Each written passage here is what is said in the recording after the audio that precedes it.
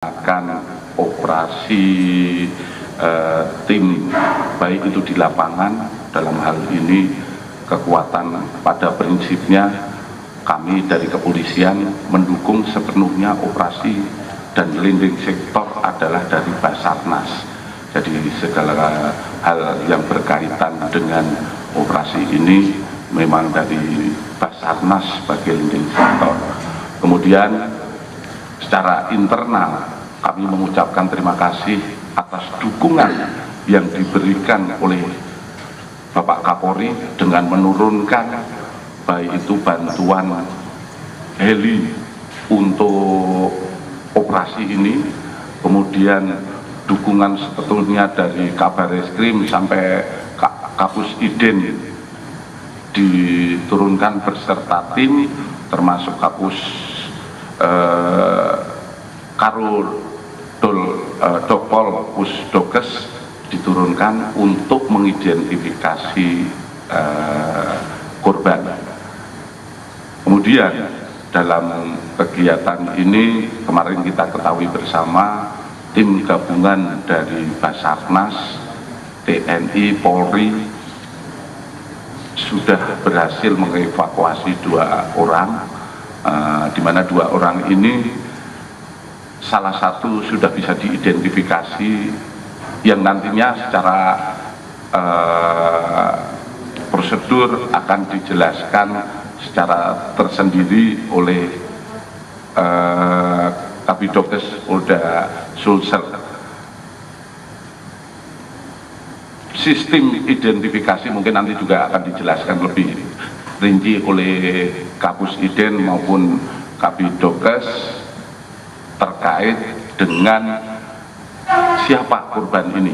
Memang hal ini juga sangat diperlukan kita membuktikan secara saintifik siapa korban, karena dengan ini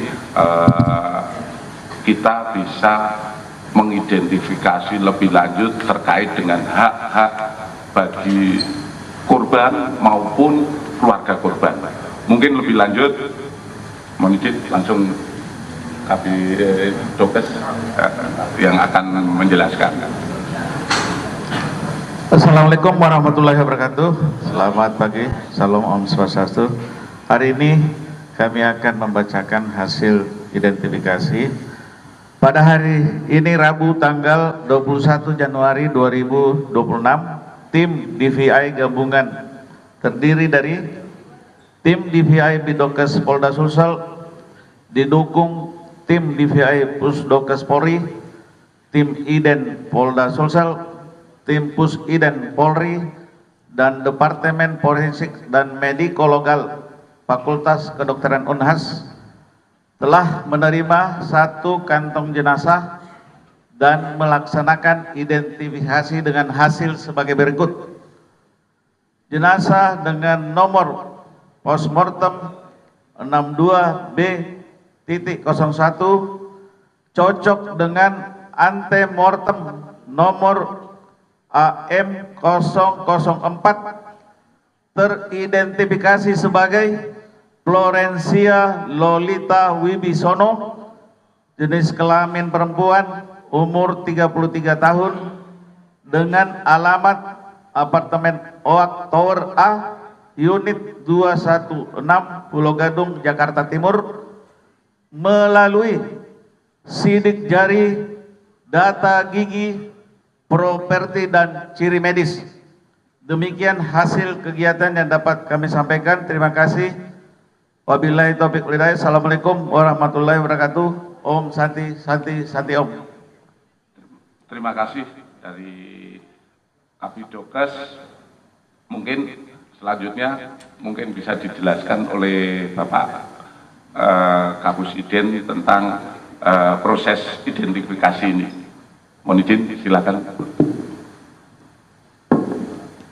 Terima kasih Bapak Kapolda. Mohon izin kami langsung saja untuk tim Iden bersama tim DVI yang tadi sudah disampaikan oleh Kabidokes bersama-sama melaksanakan identifikasi terhadap jenazah yang telah dikirim kemarin dengan kode jenazah DM62B01.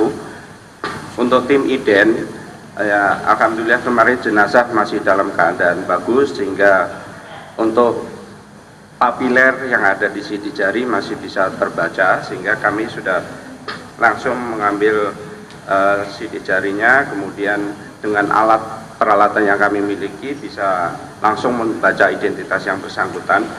Tetapi untuk memastikan, untuk membuktikan secara saintifik, maka kami melakukan pembandingkan, yaitu mengambil sidik jari, jempol tangan kiri, dan kami melakukan pembandingan dari data pembanding.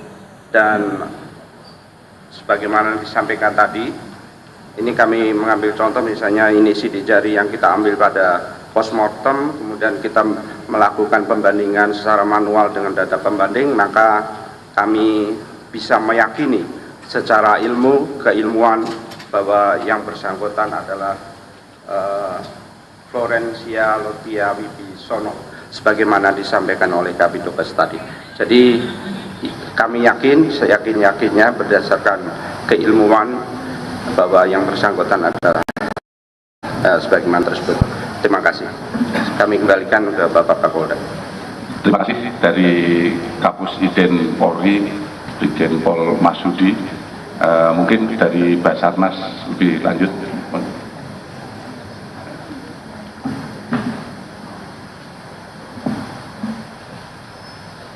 Assalamualaikum warahmatullahi wabarakatuh. Selamat siang, salam sejahtera untuk kita semua yang terhormat, Bapak Kapolda, Bapak Kadokes, dan dari kami. Terima kasih atas waktunya. Tadi sudah disampaikan oleh dari tim DPI, dari Polda, tentang korban yang kita temukan, yang kita serahkan tadi malam. Identitas yang tadi malam itu adalah korban kedua yang kita geser. Nah, kemudian pagi ini juga seperti saya sampaikan tadi malam, tadi pukul 08.55 kami juga telah menyerahkan Bapak Kapolda kepada tim DPI Polda Sumsel satu korban lagi, yaitu korban pertama. Korban pertama yang saya sampaikan kemarin sore bahwa korban ini sempat tertahan di dusun Lampesu, Kecamatan Cenala, Kabupaten Maros. Jadi kemarin siang yang bersangkutan sudah kita geser. Jadi korban ini yang jatuh berada di kedalaman jurang 250 meter. Nah, pada hari kedua, tanggal 18 Januari ditemukan, 18 Januari kedua pukul 13.32. Nah, ketika itu kita berusaha untuk mengangkat korban kedua ini ke atas karena jaraknya cuma 205, ternyata lebih kesulitan karena dinding tebing yang hampir 90 derajat, dan kita tarik pakai tali, sempat tali karmatonya juga rantas sehingga membahayakan. Akhirnya korban pertama kami ulangi, yang pertama ini yang kami serahkan tadi, ini akhirnya kami cari alternatif lain, kami turunkan, kemudian kita bergeser sampailah lewat darat melalui medan yang cukup berat, seperti mungkin rekan-rekan ketahui dengan situasi cuaca yang juga sangat berat. Kemarin siang sekitar pukul 15 sore yang 15, korban satu ini sampai di Dusun Lampesu, Kecamatan Centara, Kabupaten Maros. Sempat di situ sore, kemudian kami tahan karena kami fokus pada korban kedua yang tadi malam juga kami serahkan seperti sudah diidentifikasi. Kemudian kami tahan di situ, harapan kami akan kami geser jika memungkinkan hari ini. Ternyata seperti disampaikan dengan hasil OMC pagi ini tadi pukul 6 sampai dengan pukul 8, alhamdulillah cuaca mendukung. Akhirnya kami gerakkan helikopter dari Basarnas KR 3601 untuk menuju ke Dusun Lampesu tadi, Kabupaten Maros.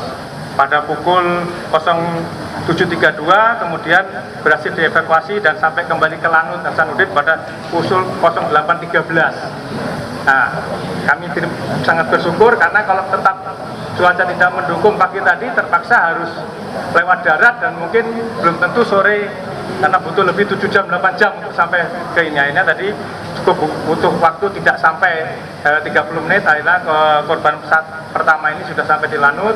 Kemudian tadi kami dari Lanut kita sempat transit dari Lanut, kami diterima dan Lanut. Kemudian dari Lanut Hasanuddin kami timbang terimakan tadi menuju ke Dokes ini Polda, dan telah kami serahkan pada pukul 08.55. Jadi pada korban pertama sudah kami serahkan ke pihak Dokes Polda Sulawesi Selatan pada 08.55 untuk dilaksanakan identifikasi lebih lanjut terkait yang bersangkutan. Demikian, terima kasih. Terima kasih kepada dari Basarnas. Ini merupakan wujud kebersamaan di mana memang Basarnas sebagai leading sektor operasi ini, kemudian kami dari kepolisian pendukung pelaksanaan, walaupun itu di lapangan maupun secara pembuktian secara saintifik terhadap korban-korban. Kemudian kalau kita lihat semua tadi yang disampaikan oleh Kepala Basarnas, situasi kondisi di lapangan memang cukup sulit, sehingga perlu beberapa hari korban baru bisa dievakuasi, kemudian bisa diidentifikasi. Untuk saat ini terhadap satu korban, untuk tindakan lebih lanjut kami masih berkoordinasi dengan pihak keluarga terkait akan penyerahan lebih lanjut, yang tentu saja penyerahan kepada korban nanti tetap leading sektor adalah dari Basarnas. Kemudian tadi sudah disimpulkan bahwa korban yang teridentifikasi adalah saudari Florencia Lolita Wibisono. Ini secara pembuktian yang tadi sudah disampaikan adalah pembuktian yang secara saintifik, dan ini pembuktian ini sudah diakui oleh internasional terkait identifikasi korban. Adapun yang pembanding seperti data-data yang ada di Pusident adalah data valid, sehingga tadi disampaikan oleh Kapusident ini tidak terbantahkan bahwa ini adalah identitas yang identik dengan identitas Lolita Wibisono. Mungkin itu saja dari kami. Selanjutnya terhadap korban yang satu, kita dalam proses identifikasi lebih lanjut. Semoga ke depan segera bisa teridentifikasi dengan data yang ada. Namun seandainya melalui identifikasi nanti belum ada, masih ada pembuktian-pembuktian yang secara saintifik bisa kita buktikan dengan pembanding-pembanding yang sudah dikumpulkan oleh Pusdokes. Saat ini sudah lengkap terhadap pembanding untuk korban, ini sudah lengkap. Kita sudah ada datanya, data pembanding yang nantinya untuk identifikasi korban dalam kondisi seperti apapun bisa kita buktikan secara saintifik siapa itu korban ketika nanti kita bisa mengamankan mendapatkan dari korban. Namun pada prinsipnya kami dari mendukung dari Basarnas sepenuhnya, kami masih meyakini masih ada korban yang bisa diselamatkan dalam kondisi selamat. Ini tetap kita pegang teguh. Oleh karena itu seluruh anggota di lapangan, baik itu dari TNI, Polri, semua masih konsentrasi terhadap 8 korban lagi yang kemungkinan masih bisa kita temukan.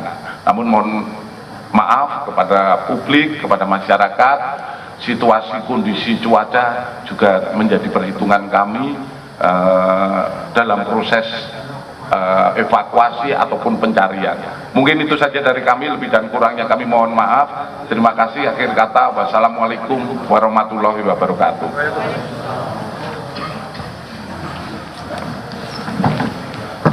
Ya, baru saja kita dengarkan pernyataan resmi dari Kapolda Sulawesi Selatan Irjen Juhandani Raharjo beserta dengan ada tadi Kabid Dokes dan juga Kabid Dokpol yang menginformasikan bahwa perkembangan dari proses identifikasi dan dari Bitdokes Polda Sulawesi Selatan dari 2 jenazah yang sudah tiba di Rumah Sakit Polda Sulawesi Selatan ini ada 1 jenazah korban kecelakaan pesawat ATR 42500 yang sudah berhasil diidentifikasi atas nama Florencia Lolita Wibisono yang berusia 33 tahun dengan jenis kelamin perempuan, saudara. Proses identifikasi terhadap Florencia Lolita Wibisono ini identik dari sidik jari, data gigi, dan juga properti yang masih melekat di tubuh jenazah korban kecelakaan pesawat ATR 42500. Seperti yang kita tahu, saudara, Florencia Lolita Wibisono merupakan satu dari 2 pramugari yang bertugas dalam penerbangan di pesawat ATR 42500 yang jatuh di Gunung Bulu Saraung, Kecamatan Baloci, Kabupaten Pangkep, Sulawesi Selatan. Florencia Lolita Wibisono diketahui merupakan pramugari berusia 33 tahun. Ia merupakan anak bungsu dari 6 bersaudara di dalam keluarganya. Florencia Lolita Wibisono sudah berpengalaman menjadi pramugari selama 14 tahun di dunia penerbangan. Namun diketahui, saudara, Florencia Wibisono ini baru 3 bulan bertugas di pesawat ATR 42500 milik Indonesia Transport. Saat ini proses identifikasi masih terus dilakukan terhadap 1 jenazah korban jatuhnya pesawat ATR 42500 yang kita tahu, saudara, sempat tertahan di Dusun Lampesu sebelum akhirnya tiba di Rumah Sakit Bayangkara Polda Sulawesi Selatan.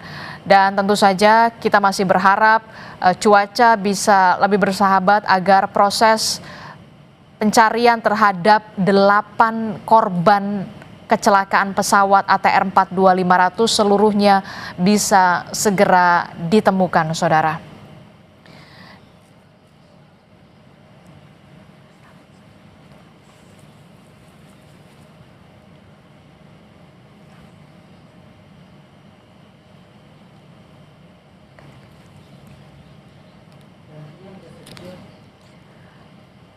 Lebih lengkap soal bagaimana proses identifikasi terkait dengan korban kecelakaan pesawat ATR 42500, kita akan terhubung dengan Karodokpol